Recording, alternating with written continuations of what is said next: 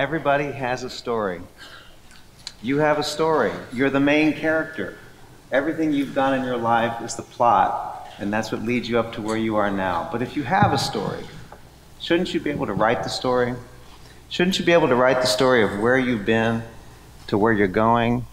Shouldn't you be able to write the story so that you can develop your plot and shape your character? I was about to start my job as an assistant professor of writing at Virginia Commonwealth University when I saw the TV news crew. I asked the men what story they were working on, and they told me.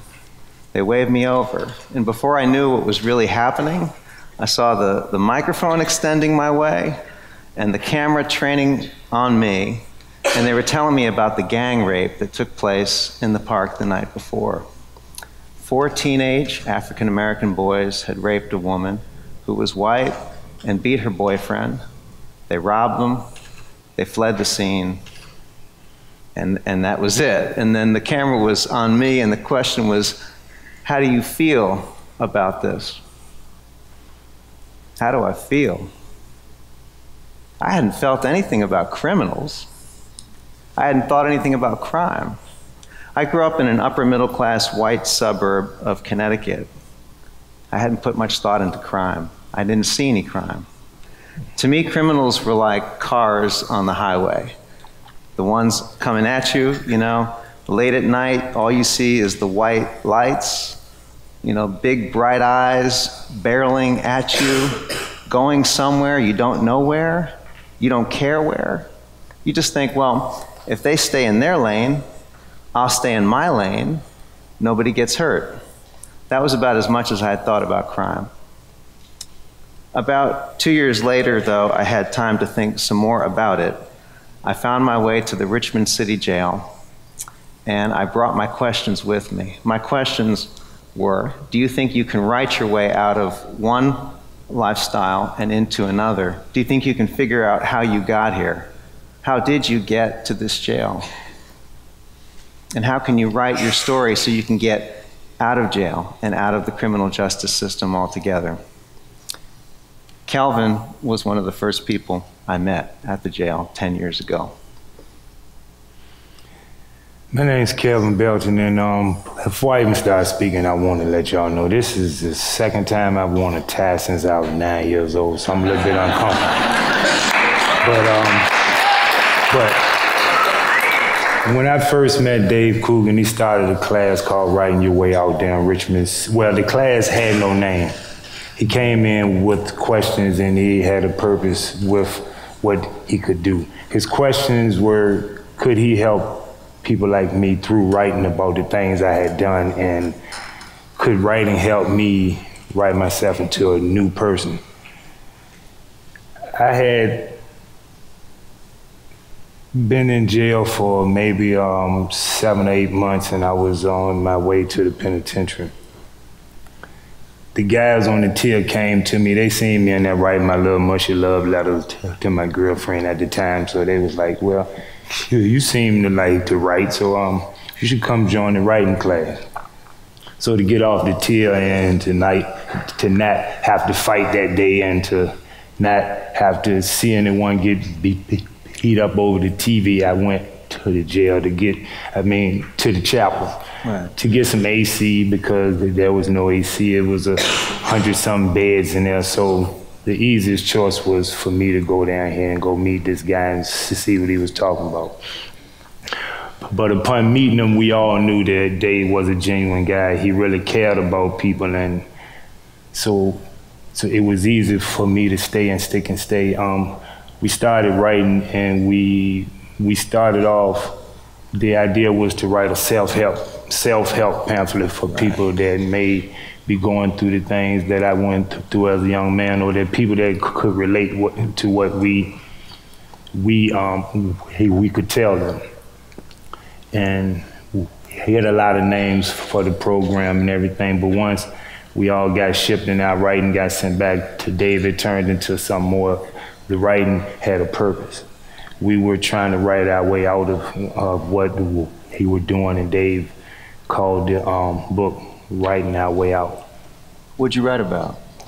I wrote about my life, which was a surprise to me that a lot of people didn't go through the same things I did. So I told Dave that I wanted to write about the truth. So I wrote about the truth about my upbringing, the truth about the things I learned while I was in the street, the truth about the things I did, and the truth about the hurt that I caused people in life. And in writing about the truth, I could look back and see the things I'd done. So writing it helped me to reflect on the person that I was, and now I'm writing about things now that are more positive. Writing has helped me get to a point where I'm helping people write their own self out of the things that I did. You remember when I asked you why you made a conscious choice to follow this way of life, selling drugs?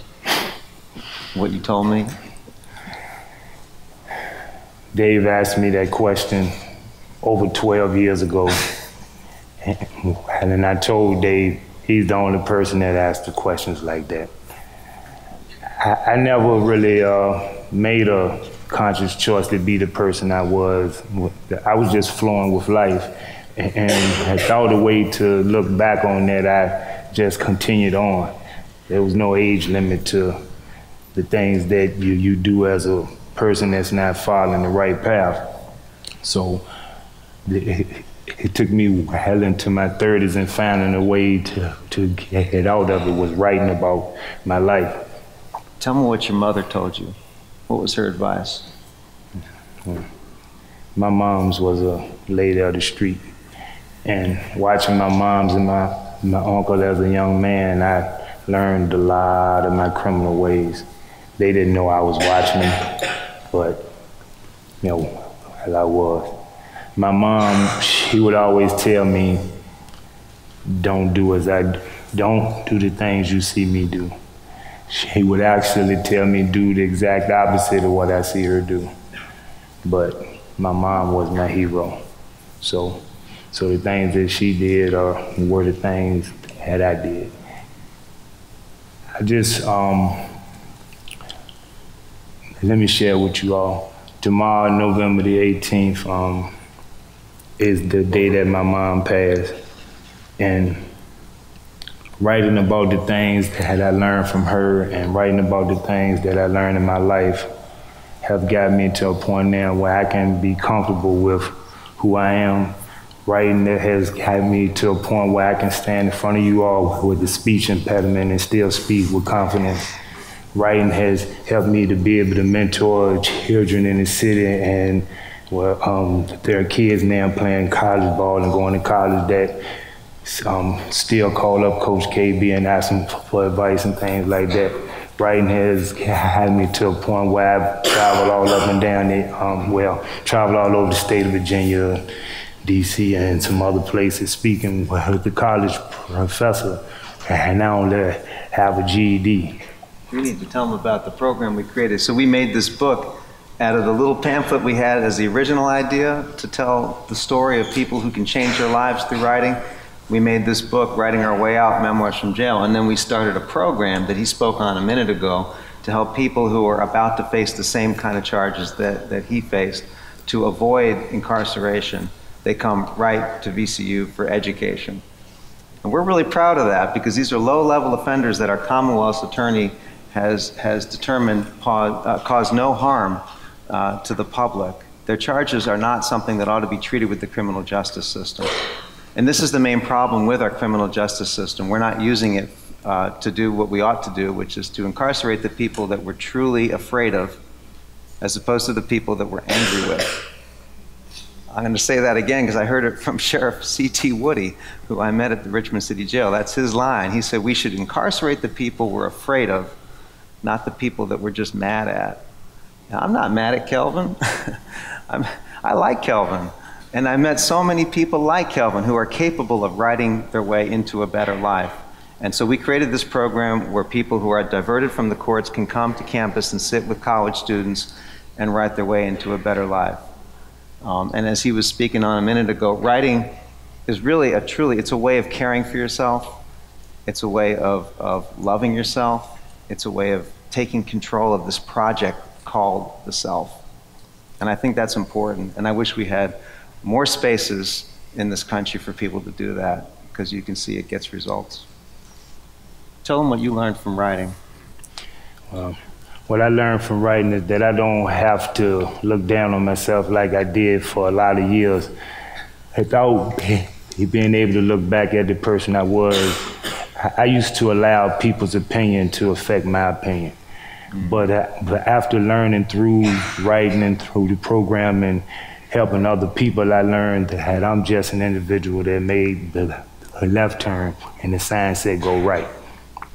So I want to say that what I learned through writing was that I learned how to judge myself as well as I learned how to judge others. I also learned how to believe in myself more, how to follow my goals and put down my goals, how to see the world more positive. Writing has helped my imagination, has helped my understanding. And I just want to thank you all for allowing me to come up here and speak my story. Thank y'all for coming. Yeah. Thank you.